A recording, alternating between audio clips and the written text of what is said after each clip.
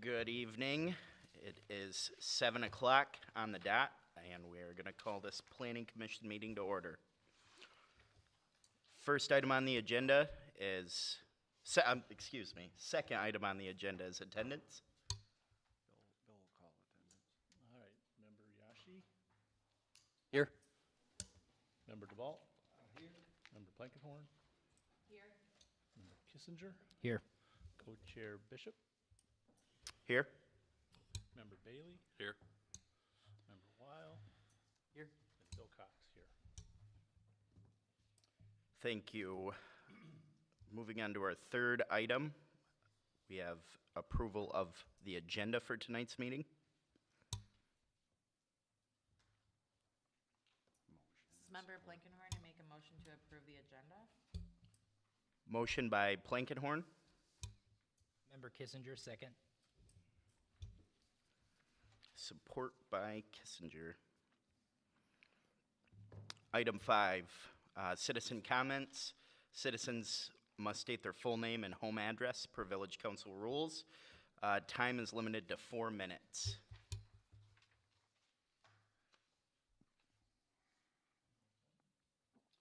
Seeing nobody take to the stand, we'll move on to item 5, the approval of last meeting's minutes. Looking for a motion to approve the meetings from the last month's meeting. This is Member DeVault, I make a motion to approve the minutes from September 9th. Motion by DeBolt, looking for support. Bailey support. Support by Bailey. Item 6, action items on our list today. First up, 6A, we have the introduction to process recapping.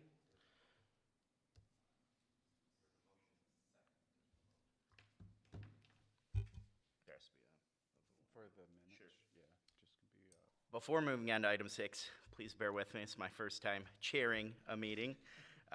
We do have to vote on the approval of the minutes that we made the motion for and support for.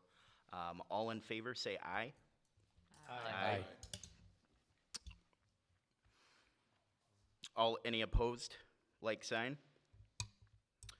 Hearing none, I believe we could move on to item 6 of our action items. Yes, and we'll have Kyle Mucha from McKenna. What we think the best course of action is with the number of items in front of the Planning Commission is Kyle will go through each, give high altitude highlights. These are the same items that we put in front of the Planning Commission as informational at the last meeting.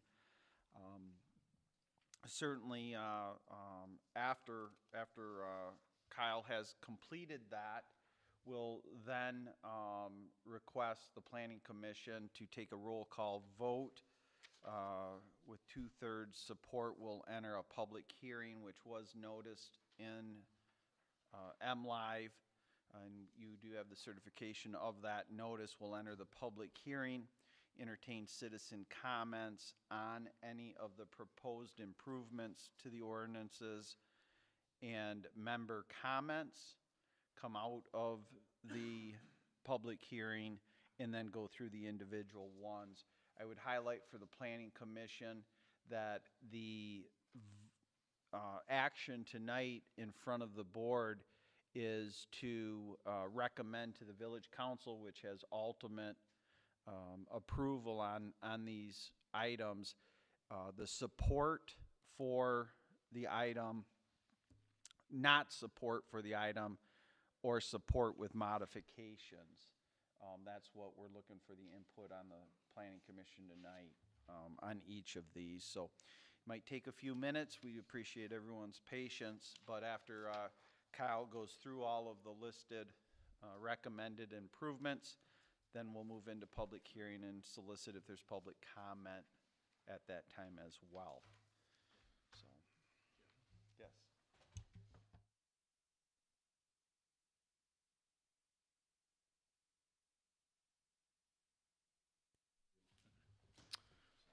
Mr. Mooch, take it away. Thank you, Mr. Chair. Thank you, Mr. Mallory. I am joined tonight by one of our colleagues, too, out of our Grand Rapids office, Paige Brodeur, who has assisted me in the background analyst of these items. And because she has helped draft some of this language and done some of the legwork, I wanted to invite her here with us tonight to kind of see her work come to fruition with the Planning Commission. So she, has graciously agreed to join us tonight in this regard. As Mr. Mallory indicated, we've gone through since September, and previous to that, ordinance text amendments, specifically looking at our schedule of regulations, site plan review criteria, nonconformities, mobile vendors, special land uses, lakes and streams, and other generalized items for off-street parking. As we discussed in September, we took an analysis of our existing regulations and did some mock proposals at that time with generalized discussion from the Planning Commission. Since that time, we've come back now, incorporated your comments and feedback, and are here tonight to, as Mr. Mallory indicated, look for recommendation to support moving these forward. First one being schedule of regulations for the R2 district, which would reduce minimum lot size to 5,500 square feet, minimum lot width to 60 feet, maximum lot coverage to 40%, minimum setbacks, front yard 20, side yard 10, and rear 20. Site plan review development requirements also have been amended to help clarify when site plans are required, when they're not required, and then when they can be conducted during administrative review.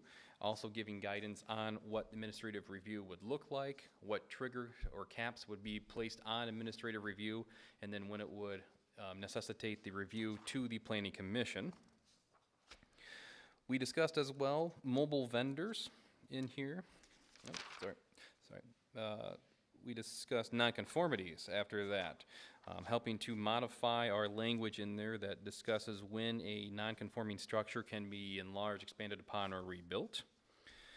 We then talked about mobile vendors, and for reference, that is also referring to mobile food vendors, but because there are other types of mobile vendors, our recommendation was to not just classify them as mobile food vendors, but take it more broadly as mobile vendors in general.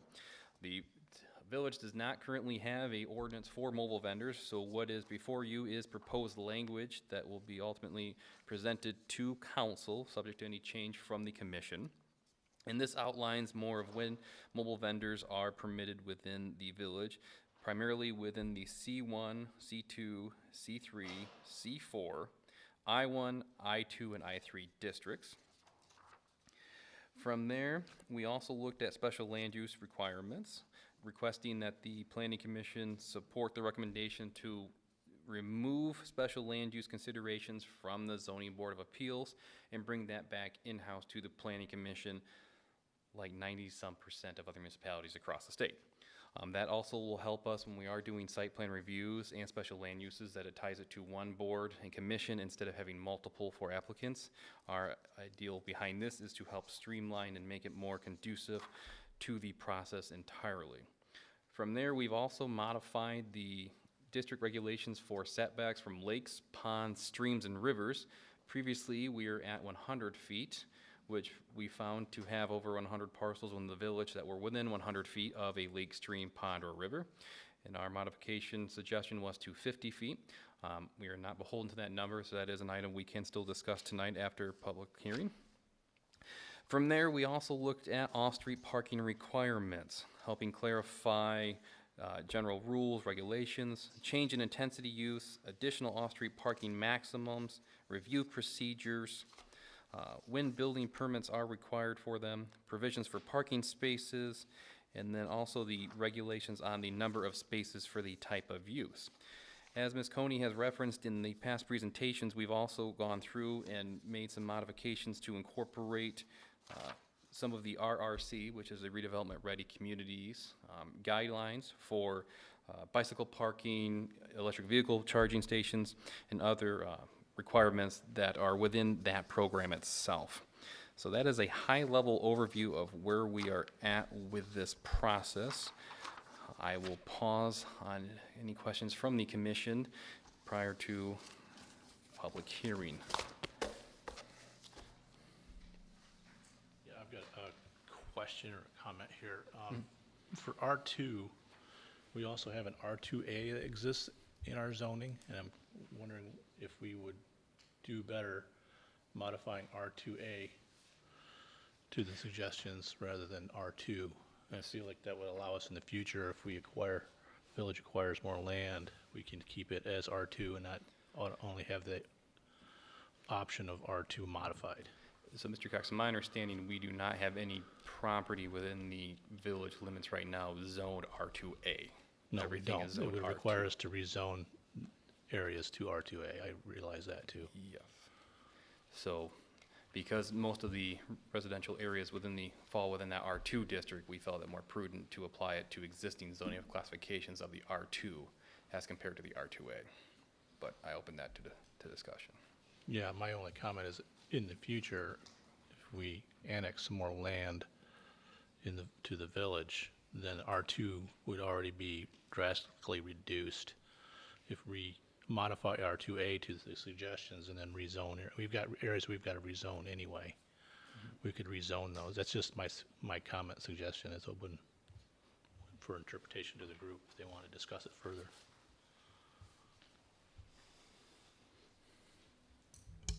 That was a lot of good information. The one it's a question is, the intention of this improvement of R2 is impactful for the current dwellings that are R2 in what I would describe as the earliest of settlers in the village of Vicksburg. Our housing stock that is the oldest. So in practical situations where staffs had to contemplate is at whatever historical reference point the setbacks have been in R2, whoever and whenever that was authored, they could not have taken into account our existing R2 zoning because the setbacks, as they're currently written, go into the dwelling. So we looked at different items that have come in front of staff. I'll give some examples.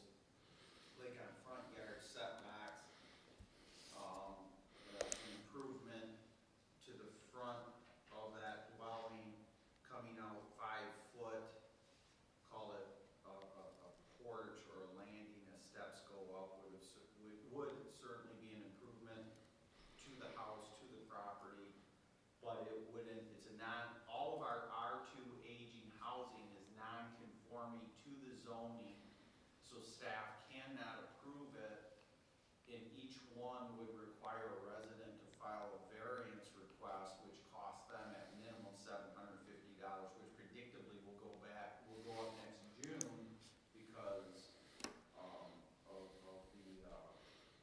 the publishing cost to the village. So that was our motivation behind it. I'm just, I'm not disagreeing with the motivation. I'm saying we've got an R2A that is not quite meeting those requirements, and if we modify that and then rezone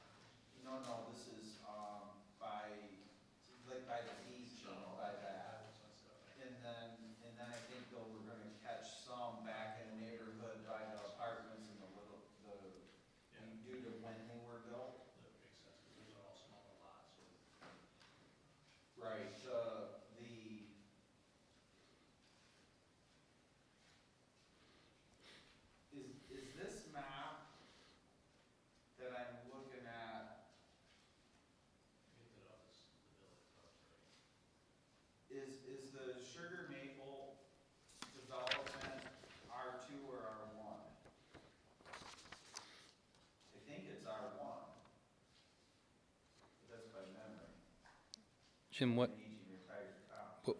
area is, you gotta refresh?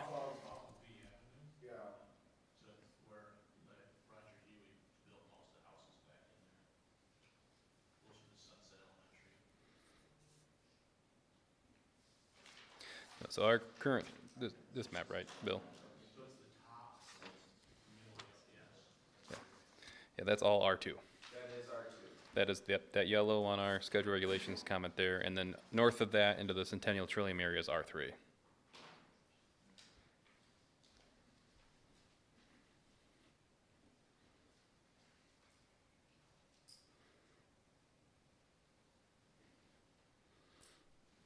Are there any further questions from the board?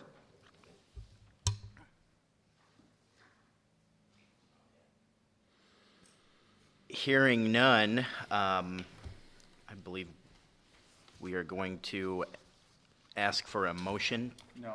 No? Well, oh, yeah, if there's To- nothing to go into public Yeah. hearing. Yeah. Can I see that chart? No, the other one, yeah.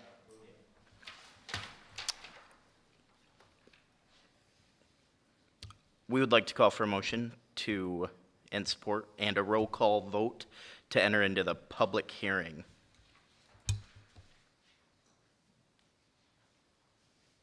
Member Cox, I so motion. Motion by Cox, support. Member Riashi, support.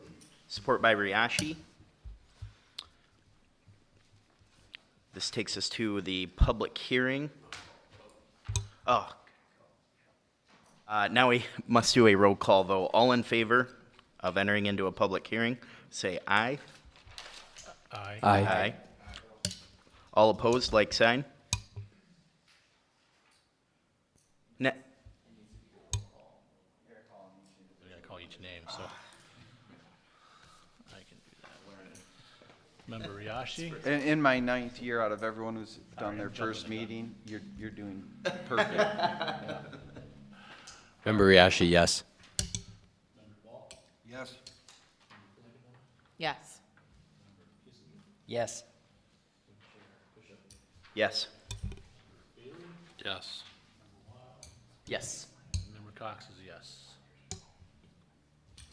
Thank you. With that roll call vote, now we can enter into the public hearing. Thank you. First up, citizen comments, if any. Citizens must state name, address, limited to 3 minutes. Seeing nobody approach the stand, we will open this up to Planning Commission member Mr. comments. Bishop, just for clarity, Mr. Wines, did you receive any written communication on any of these items? No, I did not. Thank you.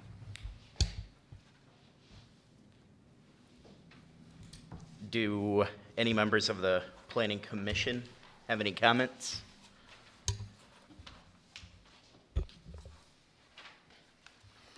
Hearing none, I will ask for a motion and support and another roll call vote to close the public hearing.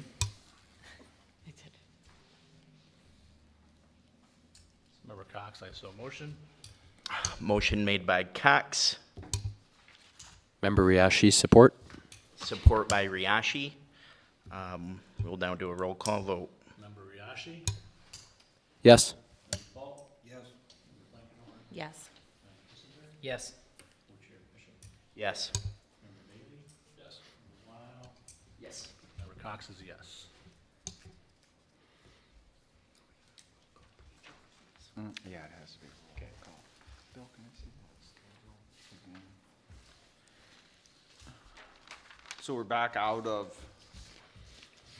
Yes. public hearing. I would like to have a conversation, though, on Member Cox's question or suggestion, reference R2A. And I think one thing, obviously, at this point, to move that geographical area from R2 to R2A would require another public notice and public hearing for that area. But one, I think we can look at is in what would be the Sugar Maple Meadows neighborhood and the neighborhood that's under a 425 agreement, which might throw a wrinkle in it, where Christian Street is, and I don't know all the streets, the first neighborhood north of 22nd, on 22nd Street to the east, is the advantages to move that to R1, which I think that housing stock would meet the R1, the listed R1 yards in that, but I don't know. Probably pretty close.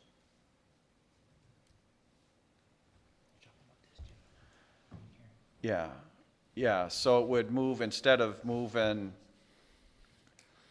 the actions that ultimately will go in front of the council are motivated due to the older housing stock. And where the Huey neighborhood is, and the neighborhood just off of, to the east there on 22nd, be it listed R2, I think what I'm hearing from Mr. Cox is that really opens up quite a bit of accessory coverage on those lots. So if you follow my thought process, it would be for staff to analyze the advantages to move those areas to R1 if they currently already meet it, and then it would not impact the older housing stock in the downtown. You might have to modify, I mean, I don't think they're all gonna meet it. Yeah, well, Real quick, on the lot area, I don't think it would that big. and that might be why there are two. Yeah.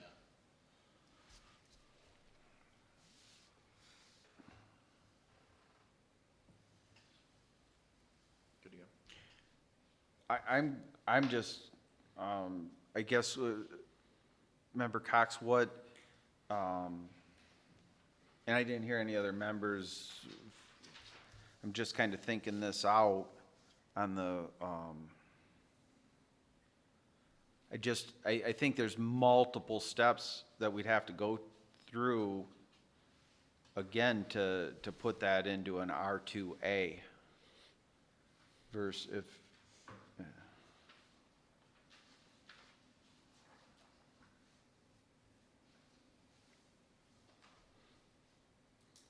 I'm not saying I'm opposed to that. I'm just saying in the future, if we get an area where we wanna use something more like R2, we'd have to create something like the current R2. Because you're essentially eliminating creating another R2A, so to speak, because R2A is. It's close, it's not the same, but it's close, so you can modify it to make it, I get the intent, I agree with the intent. I think in the future, maybe we use that R2A to change the modifications. I think, under the current council, the clear direction is the approval off 22nd Street over the latest development. The undeveloped residential properties in the village, there are really two areas further west of the Huey Plat and west of the C.B. McDonald Way is village-owned property. Between the village-owned properties just shy of 30 acres. The privately owned section is about a 40-acre section, I believe, west of the Huey Plat, which would then be the would be the discussion at that point. You know, what the appropriate R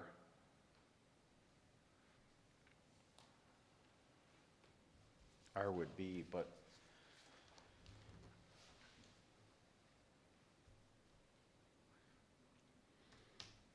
I mean, if you're looking at me, I think staff is comfortable moving forward with R2 with a note of what Mr. Cox has suggested, and maybe because we have nothing in front of us talking about developing additional residential property, but before that were to occur, at least to have the knowledge to put back in front of the, you know, what those two existing neighborhoods, and you're probably right, Bill, that's probably why they're R2 right now. There's some not lots that wouldn't conform to the R1 specifications. But on the undeveloped property, And it, I mean, it's uncomfortable too, if we make the suggested changes to R2, if this undeveloped spot the village has comes up and we rezone it, maybe we have to modify R2A back, you know, to something more like what R2 is currently. that's what, yeah, that's the option. Because we have nothing currently in R2A anyway. Right, Mr. Cox, yeah. So if I could back up a little Yeah, bit, you're Mr. right, Cox. I follow you there. With there being no properties to our knowledge that are zoned currently R2A, as Mr. Mallory indicated, it would be a substantial rezoning of all of these ones that do not meet that standard. With the concern on that, our team, Paige did some of our analysis in the back end anyway. I'm sure she'd be, you know, mindful or wouldn't mind doing that analysis in that sugar maple area as well to see. And as Mr. Mallory indicated, any, you know, new development would have to meet current code. And if the, you know, one property is zoned ag right now, and if it ever were to sell, and again, if and ever being the keywords here, it would need that rezoning, then at that time, we'd have to look at what is appropriate, what does the master plan call for. There's a lot more to it than just coming in and plopping down homes. Right. So with that, the changes to the R2 would help address a lot of our immediate needs and concerns with a lot of the homes being non-conforming in some capacity. Going to the R2A, while I understand, or I acknowledge the reasoning behind it, does not help correct a lot of our non-conformity issues in the R2 district. The R2A would have to be modified. Yeah. That's what you're suggesting. Yes. You know, biggest move, if we wanna keep what you suggested here, I have a problem with it. Just with the understanding that if that's ever gets developed and it's gotta be rezoned, we might have to modify R2A to something different. And then rezone it that way, we don't have to do a whole bunch more. I'm not trying to put more on Jim's plate either, so. Or yours. There you go. That's why I brought Paige. Because it's gonna go right, Paige, Mr. Cox is looking That's why out for Paige is you here. here. All right, we are going to, So then, Mr. Bishop, I don't mean to Yes, interrupt, sir, absolutely. but if we could, I'd like to, Jim, do they have the October 2nd dated one? Yes, If- yeah, if- it's then all if- right in front of them in Perfect. the order. I would you- like to just work our way down each one, mainly because when the attorney, myself, and Jim have to work through all this, there's a lot to do here with Mr. Christian as well. Sure. So I'd like to just make sure that we're all kind of comfortable with each item, and then we'll progress that way. So if Yes. the commission will bear with us as we do that. I want to, you know, make sure that we're all comfortable with that, and that's why I've asked Paige to also kind of put that little note at the bottom that says PC action. You know, are we looking to Approve or approve? not. Do we need to modify it? Just so we can kind of keep track too of where the standards are. so I will call it out, let you speak, and then we will take our roll call vote. So we are gonna begin going over these changes that, are being proposed to be made. We will go one by one down the list, stopping at each one to let Mr. Mucha speak on that and give space for comment. And then we will take a roll call vote on each. All right. First one being schedule regulations for the R2 district. Maintaining the minimum lot width now would be again amended to 5,500 square feet, lot area. Lot width, 60 feet. Maximum lot coverage, 40%, so that's 40% of the 5,500 square feet. And then minimum setbacks would be a change to the front of 20, side at 10, and rear of 20. And just as a reminder to the commission, this is just a recommendation to council, so. Are there any comments, questions from the board? Hearing none. Hold on a sec. This is Member Weil. I believe we chatted about it at in the September meeting. But do you have any estimate or any numbers on the number of lots that are currently non-conforming that this will move to conforming? I know Paige did a lot, did analysis, Jenner. I don't know if she has it mentally handy or not, but there were a number of lots that were non-conforming to some capacity, lot size, width, you know, if we got into the structures. So there were probably a significant portion of our, as noted from our last memo as well, the areas of the 1, 2, and 3, the more higher density items. If it's an item that's requested, we can definitely provide that to staff for the next meeting as a follow-up. But I know Paige, we have done that analysis, and it wasn't 2, I can tell you that. It was a list, so. I acknowledge that there was a good amount of non-conforming properties. I'm just wondering that if we're making these changes, will that make it so that now there is a small amount of non-conforming properties or no Yes. non-conforming The properties? intent would be that it would reduce significantly the number of nonconformities. We may still, without doing a site survey for every property and really spending a significant amount of investment into it, the intent overall would be that we would reduce the level of nonconformity in this district. I would believe that would be in the 90th percentile. Leaving out, there might be something, but it's wide. It impacts in the 90th percentile in a positive manner. Thank you.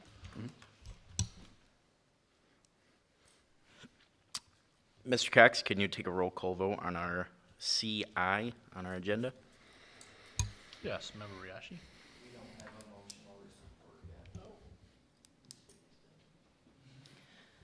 This is member.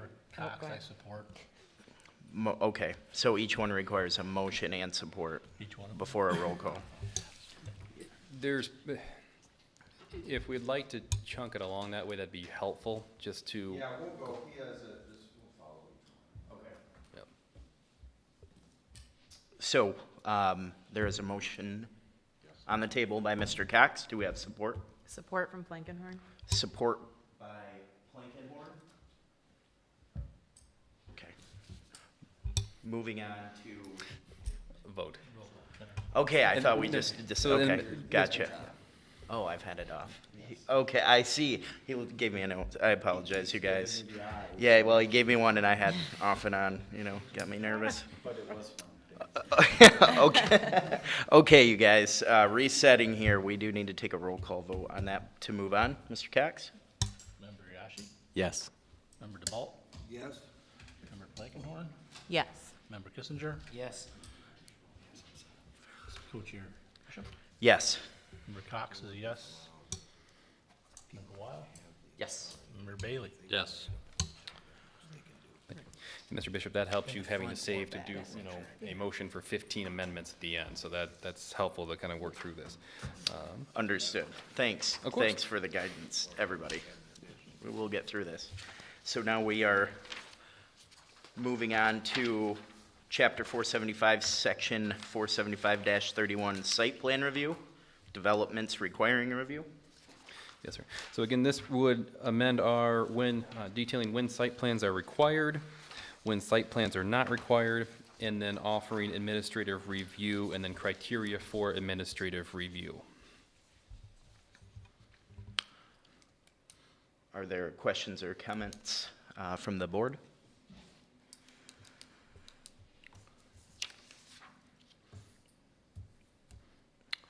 None heard. We are looking to make a motion and have support. Member Riashi, motion to support the site plan review. Motion by Riashi, Second by Kissinger. seconded by Kissinger. Now we can do a roll call vote. Mr. Cox? Member Riashi? Yes. Member DeBalt? Yes. Member Blankenhorn? Yes. Member Kissinger? Yes. Co-chair Bishop? Yes. Member Bailey? Yes. Member Weil? Yes. Member Cox is a yes. Thank you. Next up, we have Chapter 475, Section 475-29, Non-Conforming Uses, Enumeration of Controlling Regulations. Thank you, Mr. Bishop. So this, again, would modify our existing text to offer clarity on when a non-conforming residential or commercial structure shall be damaged by fire, wind, explosion, act of God, or public enemy, may be rebuilt or restored in that regard, provided that the rebuilt or restored structure does not exceed the size, height, and placement of the original structure, nor would such a rebuild violate the currently adopted fire and building and construction code. So that is a language that we are asking to add. And then after that, all rebuilding or restoration shall comply with all applicable building and fire codes and shall be completed within 1 year of the date of damage.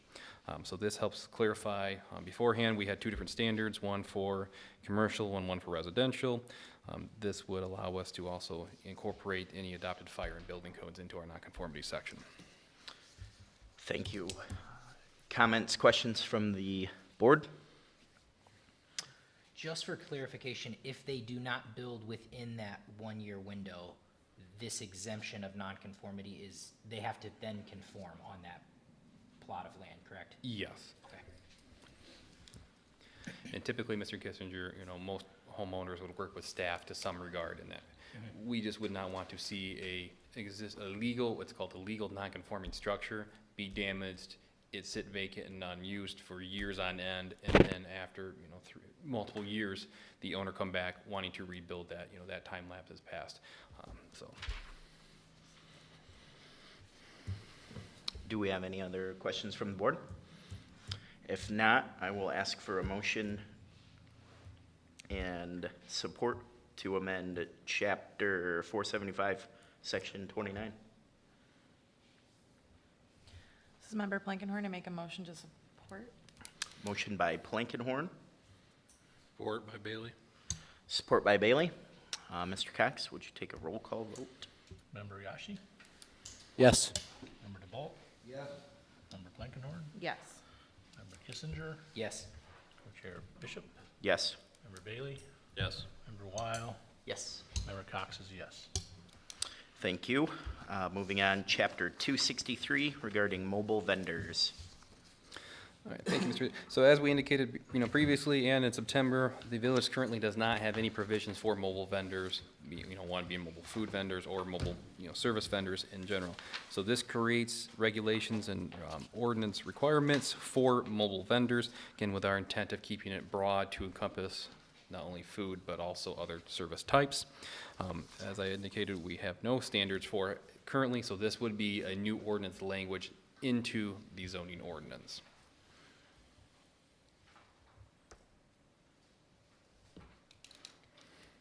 Thank you, Mr. Murchia. Of course. Do we have questions, comments from the board?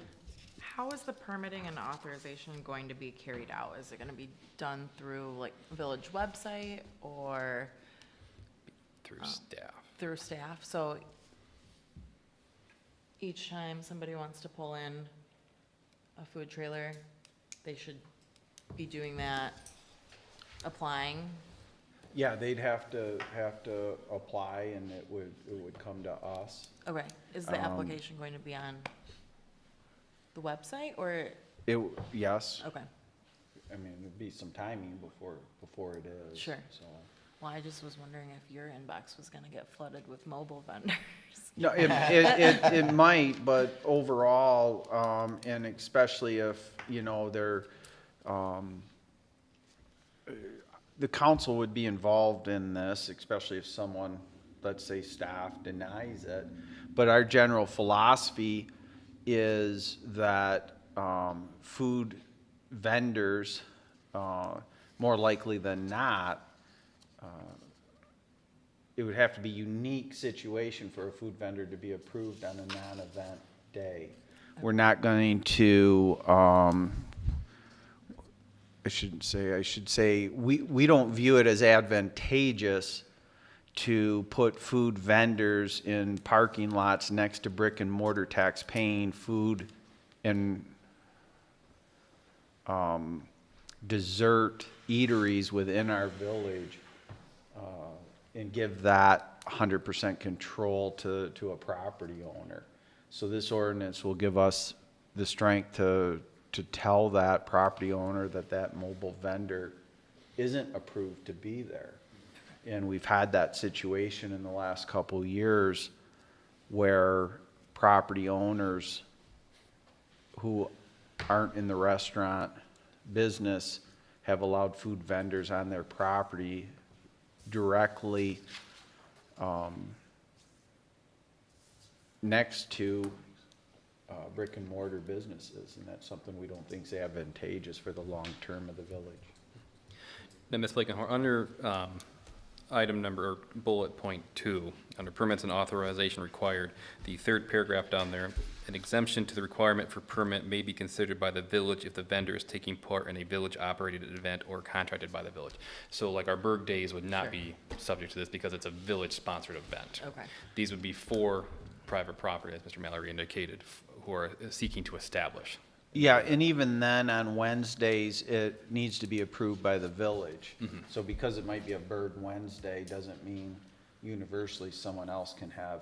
And our concern there is we go through a pretty regimented process that we have assurances those food vendors or mobile vendors are all licensed and proper, everything's up to code, and have a third party oversee that. So because we had to step in where, again, we just need to be confident on even those Wednesday events that they come through the village. Okay, I just think of things like the farmer's market and things that, where That there's still would need approval. approval. Okay.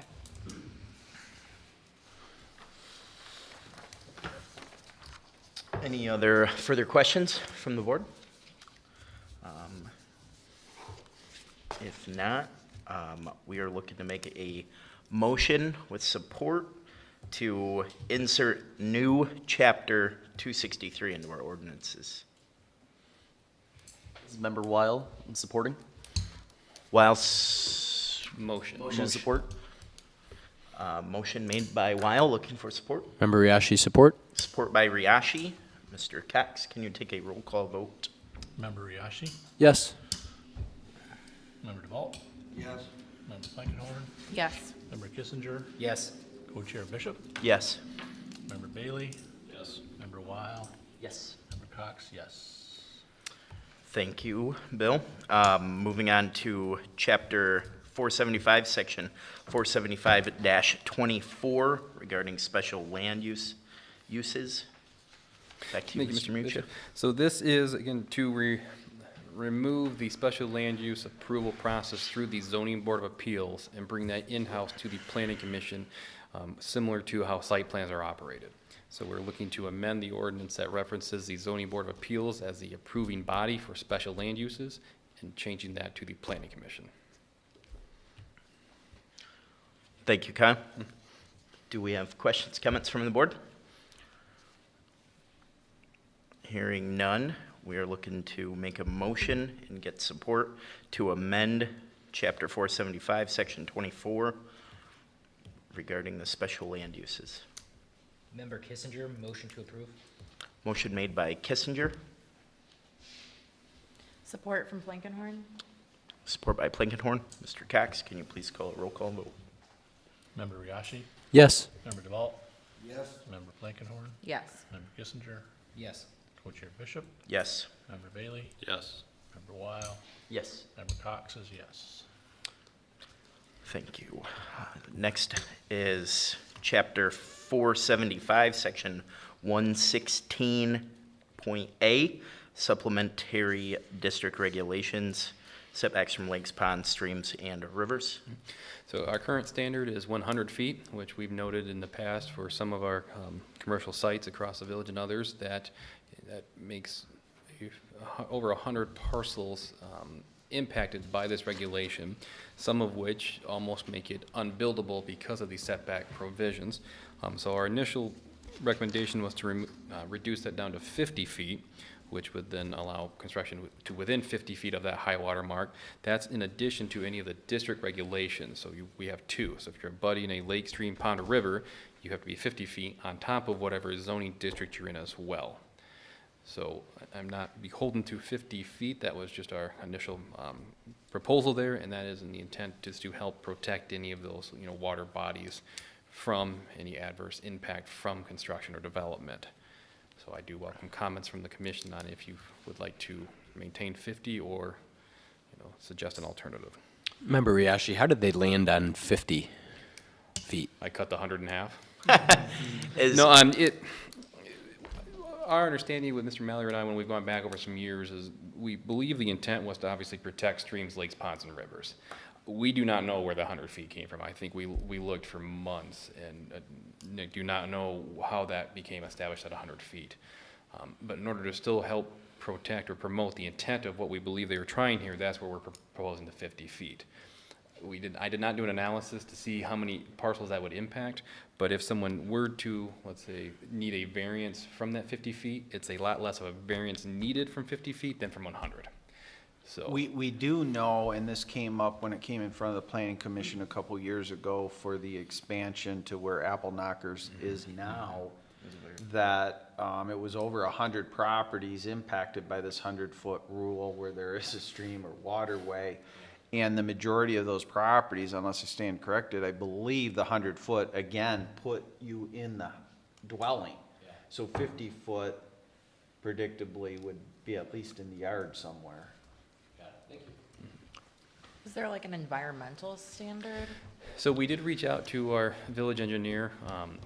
Our understanding with Mr. Schwartz is, I mean, he would still have to review it if it's a commercial or industrial development, if any other entities, drain commission. If there's development in any sort, then it comes under a lot of state oversight through DEQ and that type of situation. So it'd have to go to Eagle. Or Eagle. If a yes. permit was required through Eagle, right. I know if you're, they'll need a soil erosion permit, right, if you're within 500 feet of a body of water or moving an acre of dirt, so Yep, they would still there's- need an erosion permit through the county on that. This is part of our zoning, so that's Yeah, separate that's entirely separate, from any additional permitting that might be No, needed.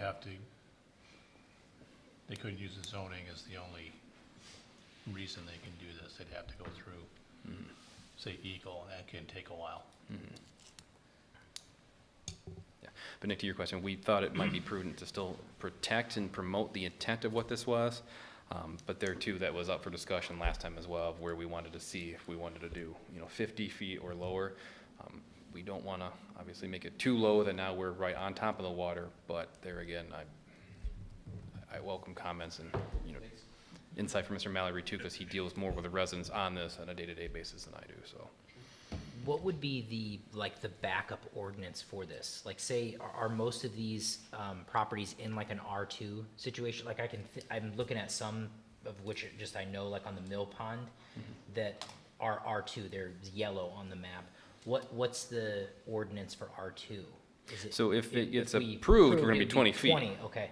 But we still are saying 50 because, with this, Yes. the green zone or what? Yep, so they would not only, Chad, be subject to the R2 district standards, but if they are adjacent to a water body or waterway, then this provision would Pushes apply. them off another 30, okay. Yes. Okay. Or conversely, it improves them by 50. Yeah, I like that positive number. But we also understand that there are challenges, all right, within the village. We have, significantly small-sized lots that are abutting water. So we felt this was a way to help address some of that, but without doing a site-specific analysis for each 118, I think, parcels that abut this. We wanted to propose 50 initially, so. Any other questions, comments from the board? If not, we are looking to have a motion and get support to amend Chapter 475, Section 116.A, regarding the supplementary district regulations for setbacks from lakes, ponds, streams, and rivers. DeVault, I make a motion that we amend section 475, 116A. Motion made by DeBolt, Member Weil, supporting? support by Weil. Mr. Cox, can you take a roll call vote? Member Yashi? Yes. Member DeBalt? Yes? Member Blackstone? Yes. Member Kissinger? Yes. Co-chair Bishop? Yes. Member Bailey? Yes. Member Weil? Yes. Member Cox is a yes. Thank you. Moving on to an amendment for Chapter 475 section 114, another supplementary district regulation regarding motor vehicle parking and storage. Mr. Mucha, back to you. So, Mr. Bishop, we found, doing our analysis, that there are provisions such as this section that kind of stand outside of the rest of the parking regulations. So our intent with this is to then move this provision into the overall parking regulations, which would be under 122. So instead of them being two different sections and standalone, trying to incorporate all of them into one condensed version. So that's what that proposal's for. Do we have any questions, comments, concerns from the board?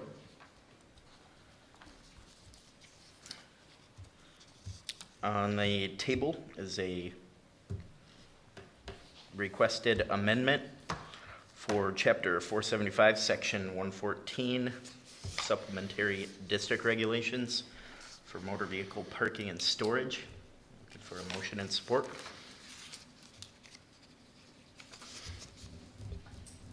Bailey, I'll put the motion out. Motion made by Bailey, Cox, I support. support by Cox. Mr. Cox, roll call vote, please. Member Yashi? Yes. Member DeBalt? Yes. Member Blankenhorn? Yes. Member Kissinger? Yes. Co-chair Bishop? Yes. Member Bailey? Yes. Member Weil? Yes. Member Cox is a yes.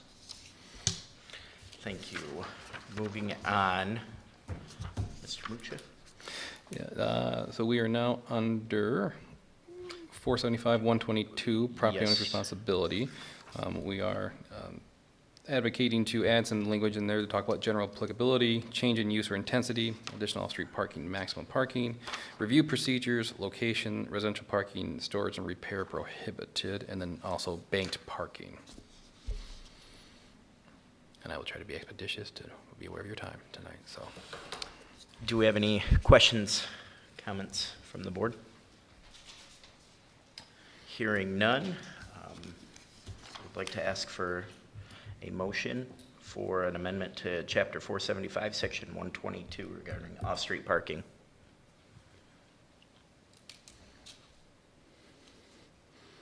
Member Cox, I so motion. Motion by Cox, Member Yashi, support. Riashi to support. Mr. Cox, you can take a roll call vote. Member Yashi? Yes. Member DeBalt? Yes. Member Blankenhorn? Yes. Member Kissinger? Yes. Co-chair Bishop? Yes. Member Bailey? Yes. Member Weil? Yes. Member Cox is yes. Thank you. Moving on to Chapter 475, Section 123. So this one, because if we are to adopt the previous chapter, section titles, which require more of when parking plans are required, we found that the building permit application for parking plans seemed to be redundant and could therefore be removed from the ordinance. Thank you. Questions on that? Hearing none. Give us a chance. Sorry. In my mind, that makes good sense. What is the building permit application parking plan, though? It's, John, listed in our ordinance currently right now. Typically, we tie those to site plan reviews and other items. In this regard, though, because we're going to be asking for modifications that talk about, applicability and when off-street parking is required, we felt that we could strike that language from there because it was already addressed or incorporated into 122. So this just seemed like additional language that was no longer applicable, so. And don't you see that, I'm trying to think of an example really, overwhelmingly, they're gonna come through site plan through this board. And they're gonna have to meet that ordinance language, but the approval would come out of this board, actually.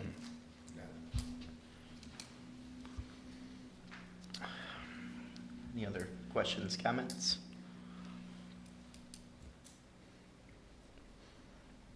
Hearing none, I would like to ask for a motion and support to remove Section 475 dash 123 from our ordinances.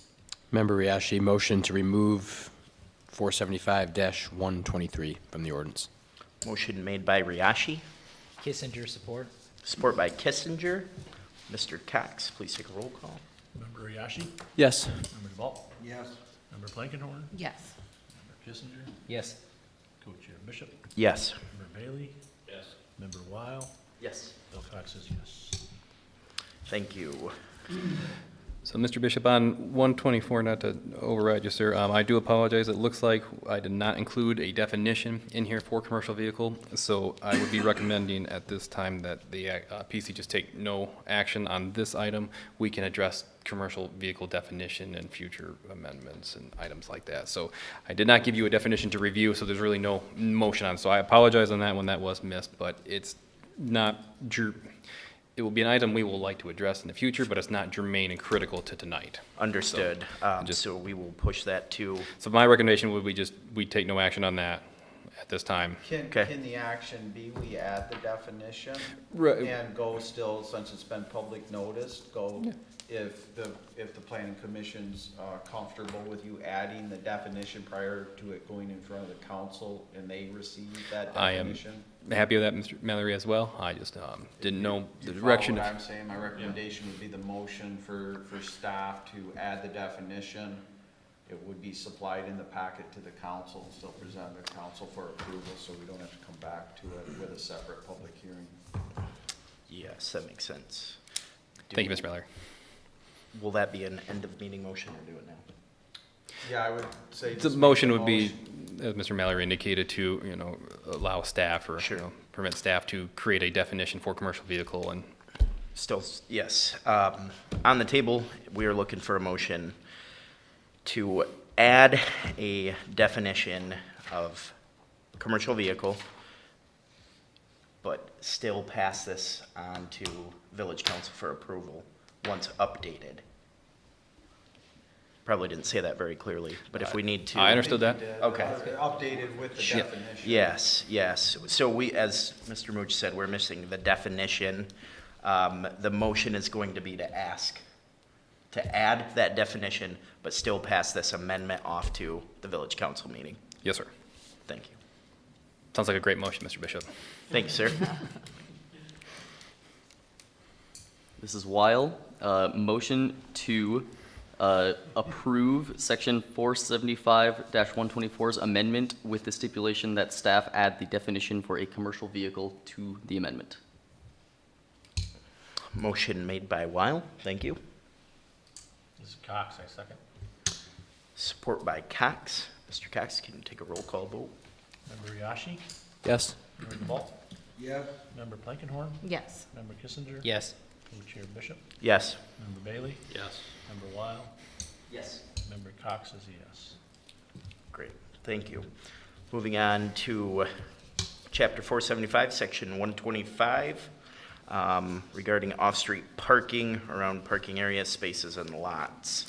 Thank you, Mr. Bishop. So this came about working with Mr. Mallory and our village engineer, Mr. Schwartz. We noted that in our current ordinance, there is discussion that just talks about porous paving materials or it being a dust-free surface, but that did not give us enough direction, we felt, or ability to really help advocate for better paving materials. So therefore, we are proposing some, changes to surface and drainage that will allow us to have a better and more consistent material utilized for parking areas.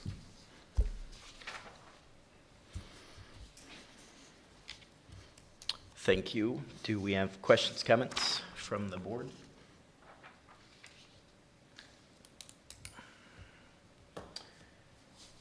Hearing none, I would like to ask for a motion to amend Chapter 475, Section 125 regarding off-street parking.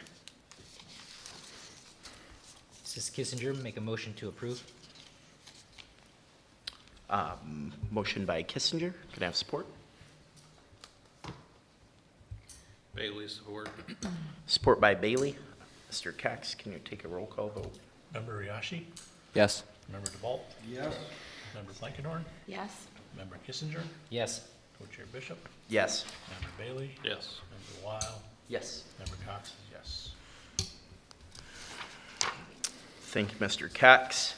Second to last, we are going to go over Section 475, Section 126. Mr. Mucha, back to you.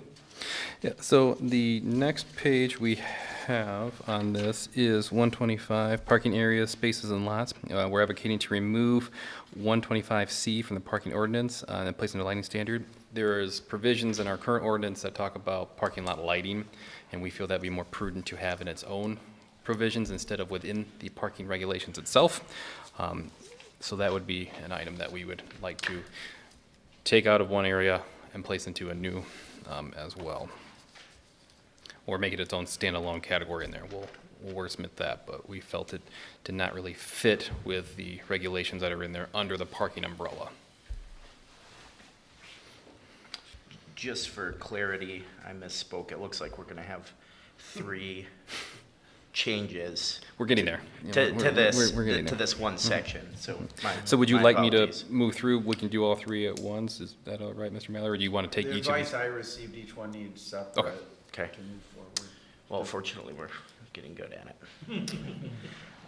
So, are there any questions before I ask for a motion? If none, we're looking for a motion to remove section 475, 125 from the parking ordinance and place within a lighting ordinance. Member Deval, make a motion to remove section 475, 125, the off-street parking. Motion by default, looking for support. Support from Blankenhorn? Support by Plankenhorn.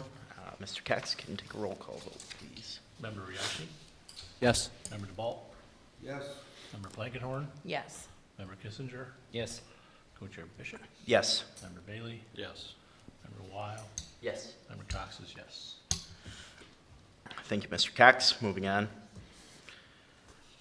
125D, removed from the parking ordinance and placed within the schedule of regulations.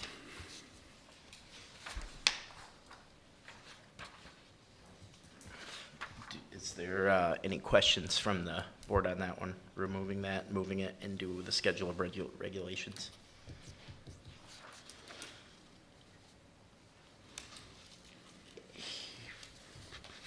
Hearing none, I would ask for a motion by the board to remove section 475-125D from the parking ordinance and place within the schedule of regulations.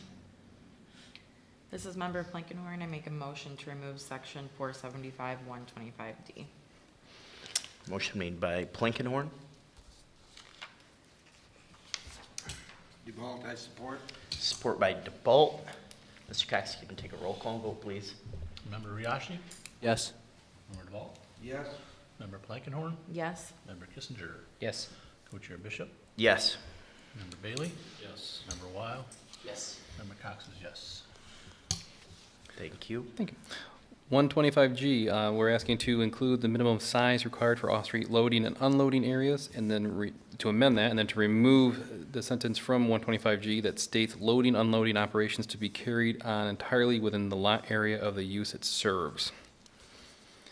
As most of us understand, if a dedicated loading or unloading area is needed on a property along Main Street, that may prove problematic to be on the existing lot, so. Our intent there is to free up where loading and unloading areas can be.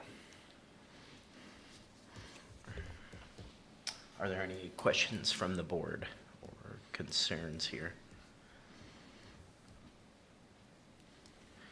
Hearing none, we're looking for a motion to amend section 475-125G as well as remove a sentence as noted from that same section. Member Kissinger, support.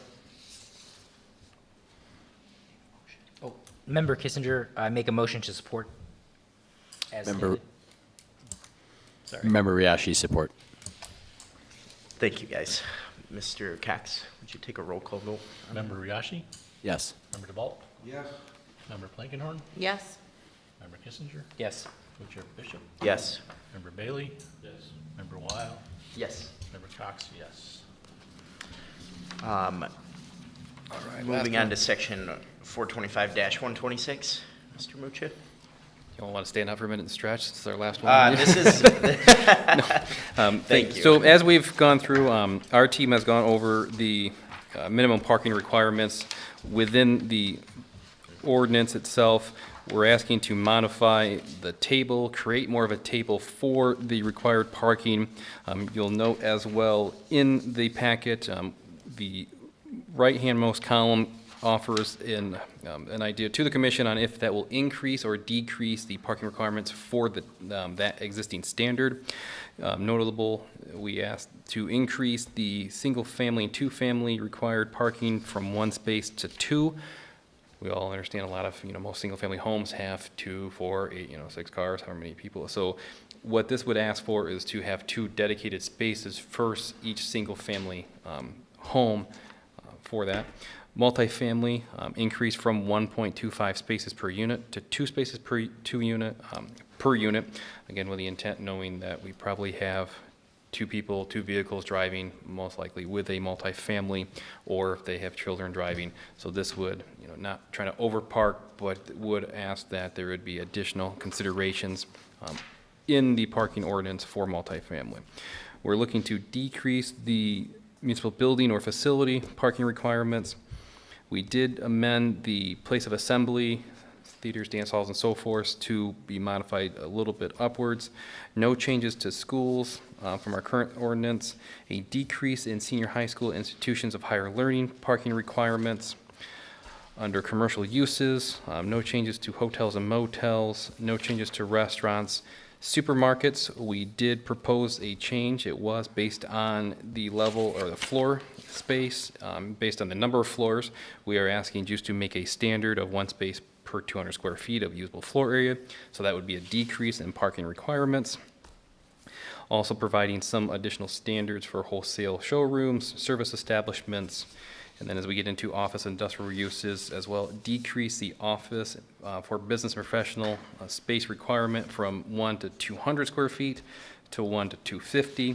And then under the general industrial or manufacturing uses, where it says 1 space per each 3 employees on maximum shift, we did want to come up with a generalized standard for 1 space for 750 square feet of gross floor area. We felt that might be more prudent based on the factory size and need. And then also to establish a parking standard for warehousing establishments. So overall, our intent is to reduce the restrictions, but also to bring more in line with what we know as the day-to-day common occurrences for parking. So not that we're trying to add parking spaces to the village, but we also know that practicality in the real world situation for some of these, such as dwelling units, they have more vehicles and may be able to fit on site. So any future developments would need to be cognizant of that. Kyle, where does like churches, or is that under assembly? It just says theater and dance halls, but that would be under place of assembly. Okay. And then Chad, our intent with this is because we don't want to classify every single type of use.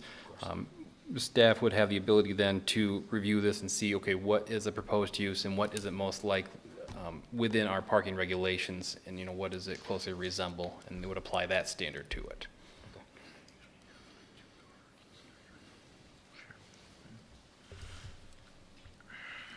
Thank you, Mr. Mucha. Are there any other comments, concerns, questions from the board?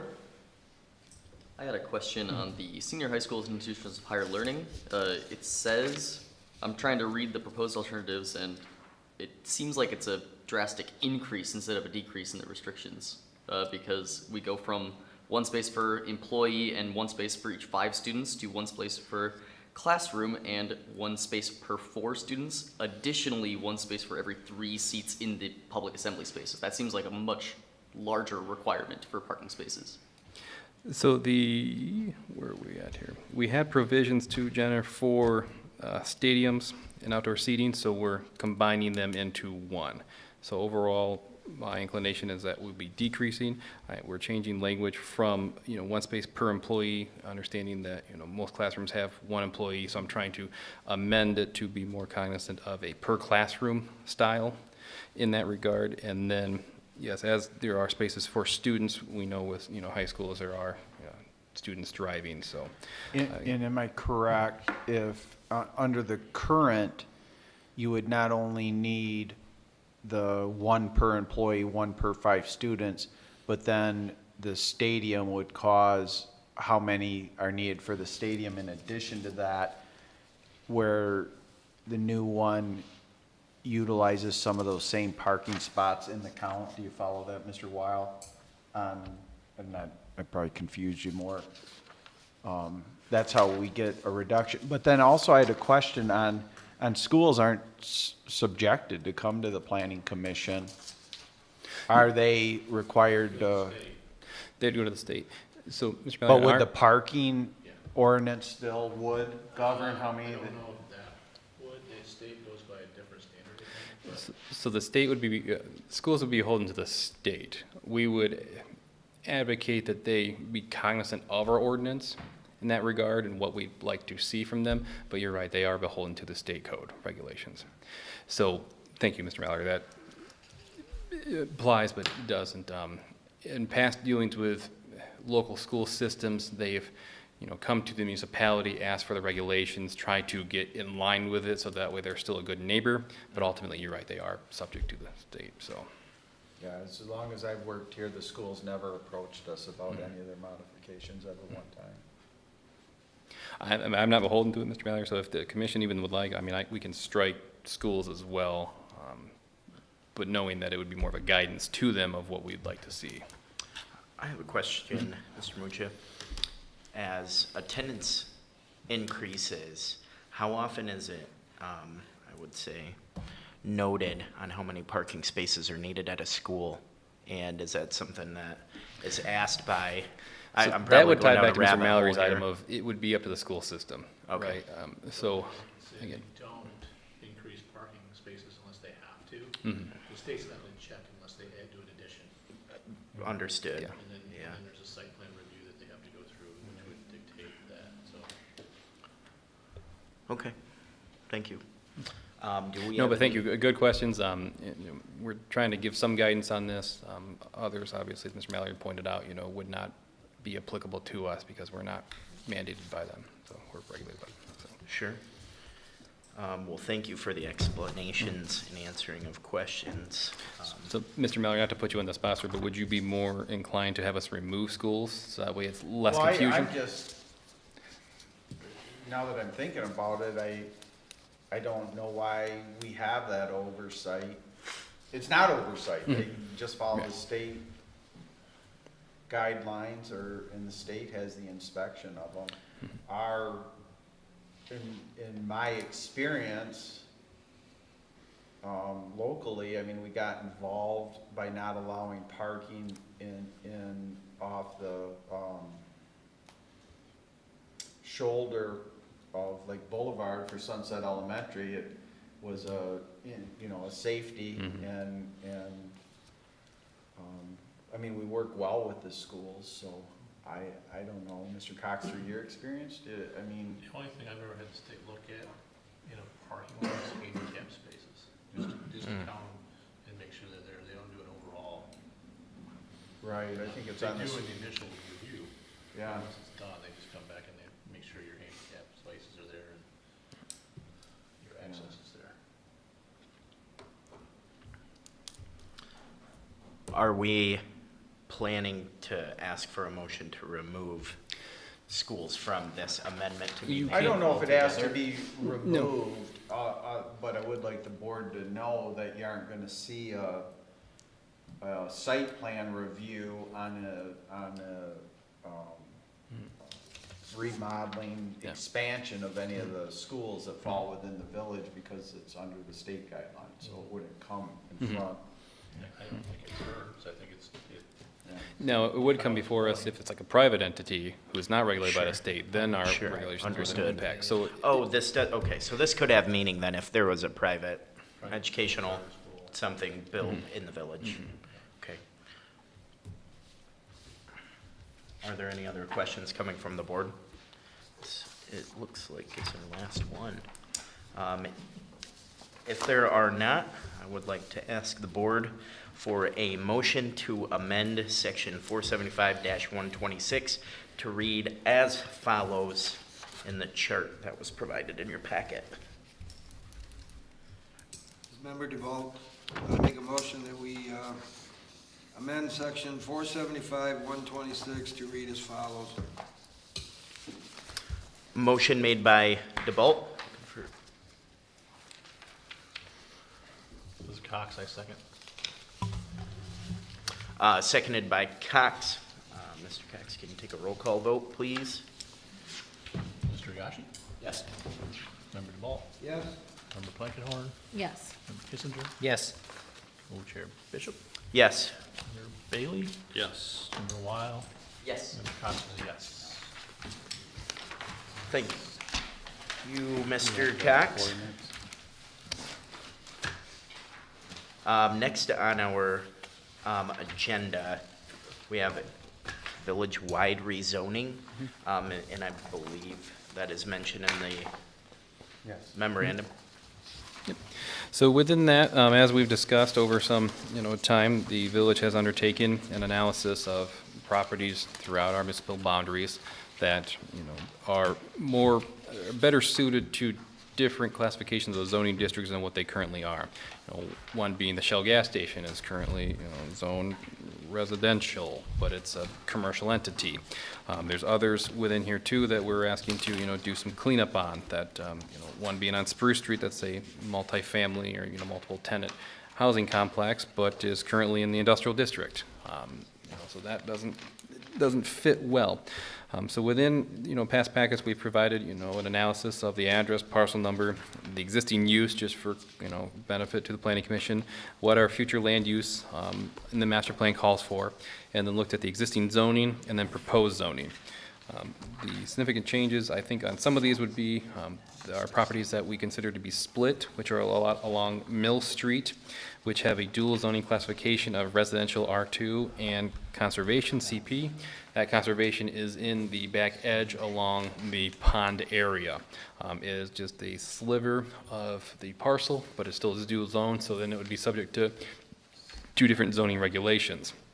Now, granted, we have provisions in our ordinance that talk about setbacks. We also have provisions that talk about, distances from water boundaries, but this is to help clean up, get rid of that dual zoning, and then make it more of a consistent, just residential in there. So, there's, Mr. Mallory, is there anything else on this? I know we've touched on it in the past. Anything else you'd like me to highlight? No, member Kissinger has just asked me about a property downtown, so, no. So, and in this regard too, it would be a recommendation to council to amend our zoning map and the designations of these parcels to the proposed. Do we have questions from the board? And then as benefit to the board too, before a motion, some of these parcels, would be nonconformity because of the use, which doesn't currently align. Like I said, the Shell gas station is not a permitted use in our single-family zoning district, so we'd modify that. Other uses that are currently in establishment that may or may not align with our current zoning or would align with the proposed would then be either considered, legal nonconforming. But our intent over this is to help clarify and address some of the parcels that really, that use does not fit with that district. So we're not changing anyone's use here, it's just the underlying zoning district, so that way any future development would be more in line with our master plan and those permitted uses of that district. So everyone can still maintain what they're doing on those parcels, this is just anything future, so I want to make that clear to anyone watching as well, so. Thank you, Mr. For Muccio. example, what used to be Finks, because it's got an apartment attached to it, so they're not changing that. So Mr. Mallory and I, we looked at that. Our C2 district does provide mixed use, and mixed use does provide residential above as well, so. Thank you. Do we have further comments from the board? Hearing none, on the table is we're looking for a motion to recommend an amendment to village council for village-wide rezoning per the McKenna memorandum. And then just prior to that, Mr. Bishop, Mr. Wines, did you receive any public comment, any written communication that the board should be aware of? Not to put you on the spot, but just so we are clear that there was no received communication? Okay. Nothing. And I don't believe Mr. Mallory's received any concerns from residents either.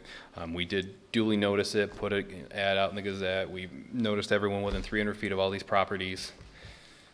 So Mr. Wines noticed everyone within 300 feet of these properties, so I would like to thank him for his diligent work on providing notices to a significant number of the parcels within their village.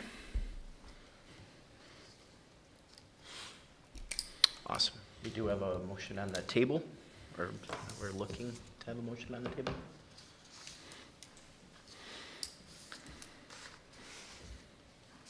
Bailey, so moved. Motion made by Bailey, looking for support. Motion to support? Support by Riyashi. Mr. Cox, can you take a roll call vote on our last item? Member Riashi, Yes. Member DeVault, Yes. Member Blankenhorn, Yes. Member Kissinger, Yes. Co-Chair Bishop, Yes. Member Bailey, Member Weil, Yes. Member Cox is yes. Thank you, Mr. Cox, and everybody else for their patience here.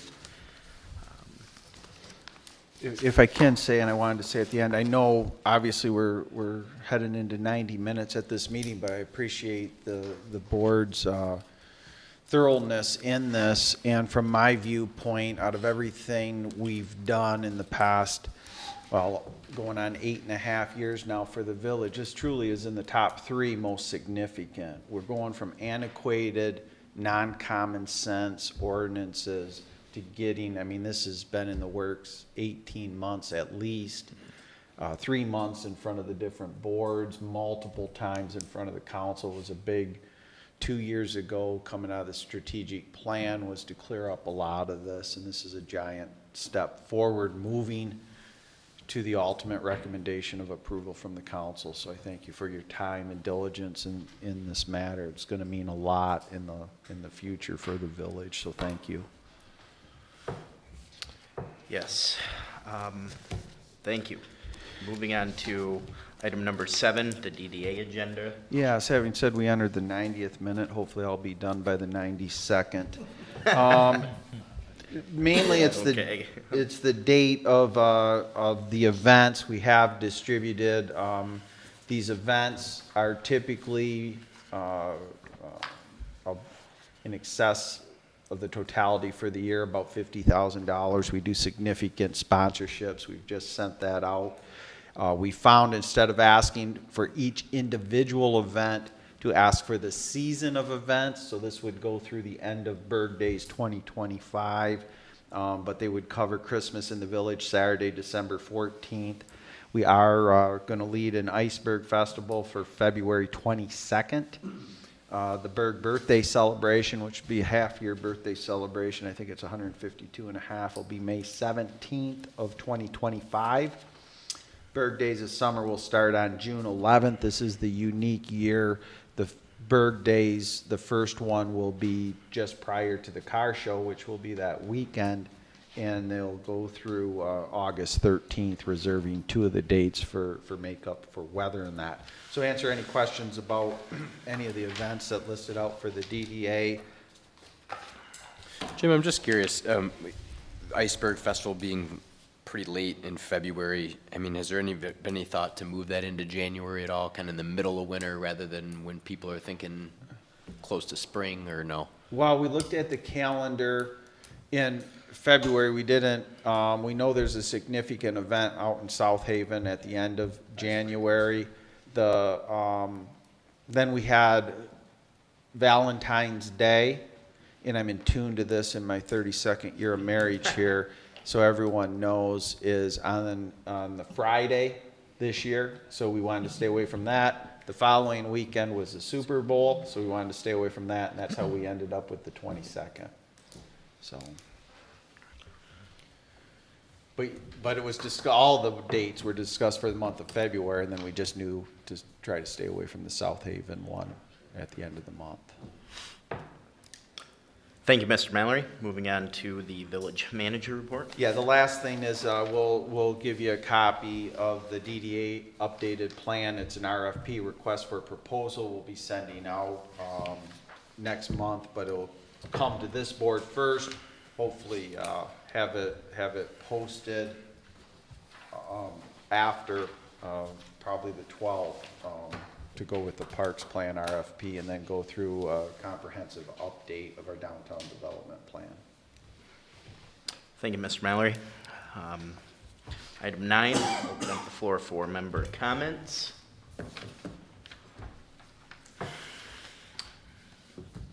This is Member Bishop, Co-Chair Bishop. I would like to thank you all for the grace and time today, as this is my first meeting I've led. So thank you for not only the direction, but the grace as well.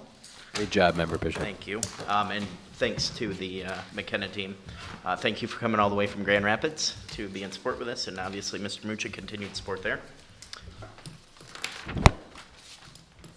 If that is it, it is 8:26, and we will adjourn this meeting.